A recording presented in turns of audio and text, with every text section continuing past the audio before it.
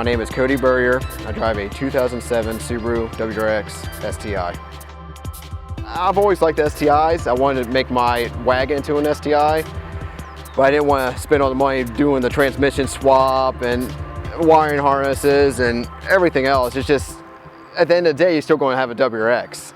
I started looking around for STIs. I found this one. This one was really clean. I got a really good deal on it and I couldn't pass it up, and I've loved it ever since.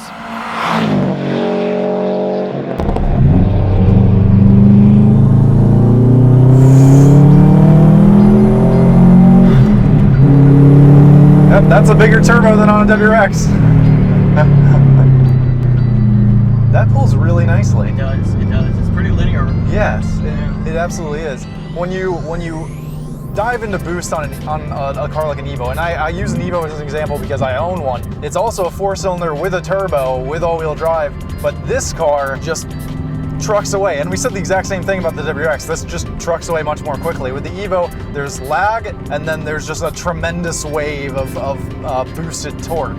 And with this, it's more comforting to drive aggressively because you are never worried that suddenly you're going to get hit with boost because it's much more linear. The power's pretty good. It's nothing really fast. Stage 2 Cobb access port on it right now. Cobb tunes are alright, but they run a little bit rich. I like to get a good dyno tune, just get a little more horsepower out of it and more reliable. I got 25mm sway bars front and rear, white line end links on the sway bars, steering rack bushings for doing autocross, Cartboy short throw shifter on it, Cobb 3-inch downpipe with a Blitz Nurse spec exhaust axle back. So what do I think about the WRX compared to the STI? The transmission's the biggest part.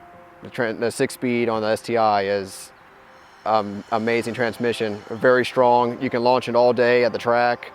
You can put some serious horsepower. I've seen cars on YouTube running 500 wheel horsepower, 700 wheel horsepower, still running on the stock transmission, launching it $7 grand all day long. It depends on what you're doing with the car. If you're going, run the car hard, I would get a STI, but if you're just using it as a daily or whatever else, go with the WRX. You save yourself some money. So when I was younger and I was looking for the car that I wanted to end up with, I always wanted to end up with the Evo. As ironic as that is, that I drive a Subaru and Ben drives an Evo, I always wanted to end up with the Evo. I thought it was a better car and it performs better and all of that. But when it comes down to it, and when it comes down to the practicality of it, Subaru has always kind of won my heart over in the fact that it's an easier car to drive, an easier car to live with. So there's something you have to know about Subaru as a brand. Subaru makes all of these different cars, and you think that they're different. You've got a Crosstrek, you've got an Impreza, you've got a Legacy, a Tribeca, and you think that they're different cars, but really underneath they're the exact same thing, all the same parts. This car is exactly the same as a Forester. I mean, exactly, all the parts underneath bolt right up. Now they may tweak some things here and there, depending on the car trims, but that's what's so great about it. You can buy a Forester and you want to modify it, you can take the brakes off of an STI and just slap them on.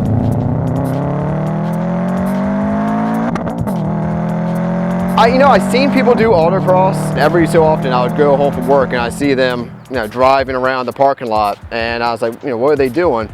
And I looked more into it and I saw them doing the autocross, and I said, that's really cool because I like to drive fast. I like to go through some nice curvies and stuff. So I was like, why not try to learn more about your car and what they can, what your car can really do, and feel how you get to drive your car and handle in these situations where you might have to use them out in the real world. I saw them doing it and I was like, I want to try that. That seems something really cool that I can get into. It's not too risky. You're not really damaging your car that much. It's not like you're taking it to the track and you can hit a wall. It's safe racing. I really like it. Yeah. Oh man, it is literally the easiest way to describe it is the more aggressive version of my Legacy GT. Everything is more aggressive about it. From the noise to the shift feel, just the direct steering response. I know Subaru gets a lot of crap for the steering response being really bad, but Cody's changed out the steering rack bushings for the white line bushings, and it's made the world of difference. It feels a lot tighter, at least comparing to my Legacy GT. I like this car a lot. I do. I do want to keep it for a long time. It's very clean. You don't see that many STIs that look like this anymore. You know, it makes people happy. You know, seeing the car drive by, it's like seeing a Lambo drive by, but you know, it's something a little different, you know, something that people can relate to, they can afford, and you know, makes people happy. A lot of people won't understand this, but I feel like a lot of people my age will. When I was a kid, this was the car that I wanted to have. Like, this was my Ferrari or whatever. You know, like if I was gonna put a car on my bedroom wall, which I never did, but it would have been the STI. And I'm so happy that after, I don't know how many years of being into cars, I get to finally drive one of these, and it totally pays off. This is exactly what I was hoping that this car was gonna be. It's so much fun, and it drives so well. I can't hate on Subaru guys, like STI guys, you know, just because I have an Evo. Not that I really did, but like they legitimately got a really good car too.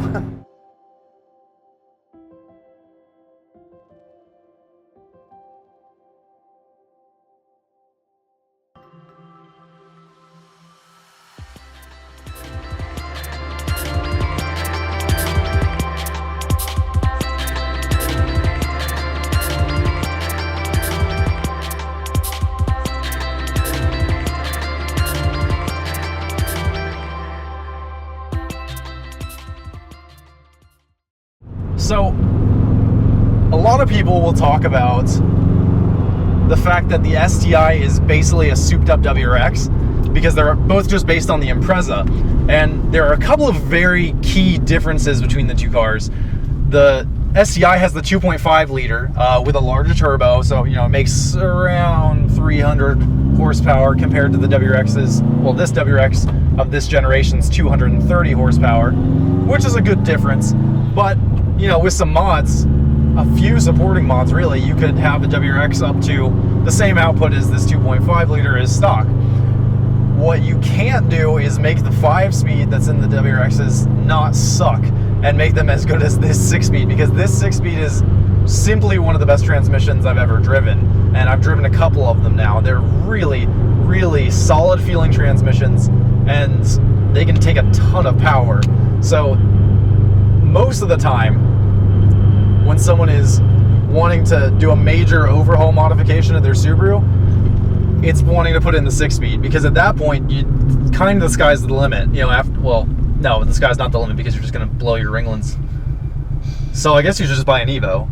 But I guess that's the conclusion. Who would have thought that that's the conclusion? Well, I really like this car. I love everything about it. I really don't want to say I do.